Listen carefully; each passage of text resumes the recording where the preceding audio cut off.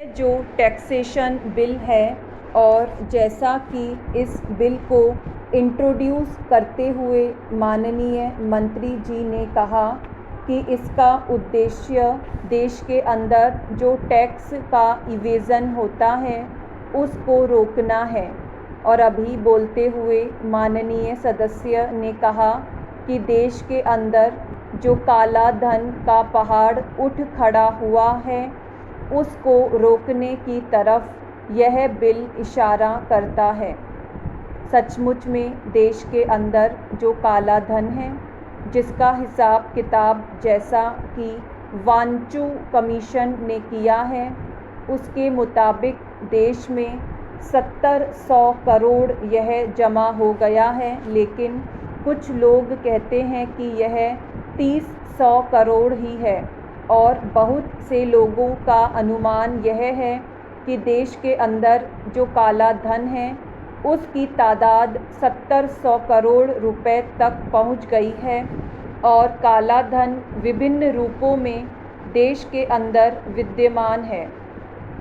यह गहने के रूप में है, यह सोना खरीद कर रखने के रूप में है, यह प्रॉपर्टी खरीदने के रूप में है, बिल्डिंग बनाने के रूप में है, सामान खरीदने के रूप में है, ज़मीन खरीदने के रूप में है। विभिन्न रूपों में यह काला धन देश के अंदर विद्यमान है और एक तरह से इस काले धन ने देश के अंदर एक समानांतर बाज़ार कायम कर दिया है जो कि देश के अर्थतंत्र पर बहुत ही बुरा प्रभाव डाल रहा है। और सरकार की जो नीति है मूल्य नियंत्रण की उसको यह बिल्कुल चौपट करने की तरफ बढ़ता जाता है। ऐसी हालत में इस काले धन को रोकने के लिए जो कदम इस बिल के द्वारा उठाया गया है इसमें शक नहीं कि उसकी सराहना की जा सकती है, लेकिन जो कदम है वह कदम बहुत ही कमज़ोर कदम है। मुआवज़ा किस बात का? जिस चीज़ को आप ले रहे हैं, चोरी की चीज़ को आप ले रहे हैं, उसके लिए मुआवज़ा किस बात का? अभी हमारे मित्र श्री कुलकर्णी जी जब बोल रहे थे तो कह रहे थे कि यह जो काला धन देश में है वह बवंडर मचा रहा है। इस धन के ज़रिए लोग तरह तरह की चीज़ों का ब्लैक करते हैं।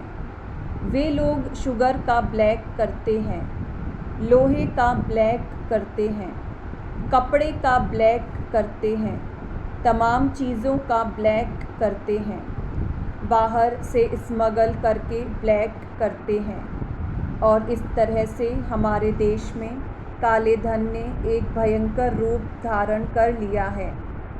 मैं यह कहना चाहता हूँ कि जो लोग इस तरह से कमाई करते हैं वह ईमानदारी की कमाई नहीं है, सच्चाई की कमाई नहीं है, वह तो पाप का धन है। और पाप के धन के लिए कोई भी मुआवज़ा देने का औचित्य मालूम नहीं पड़ता है। सरकार की ओर से कहा जाता है कि अगर हम मुआवज़ा नहीं देंगे तो संविधान हमारे रास्ते में आएगा और इस कानून को गैर कानूनी घोषित कर देगा। यदि इस बिल के संबंध में भी कोई ऐसी बात आएगी तो क्या होगा?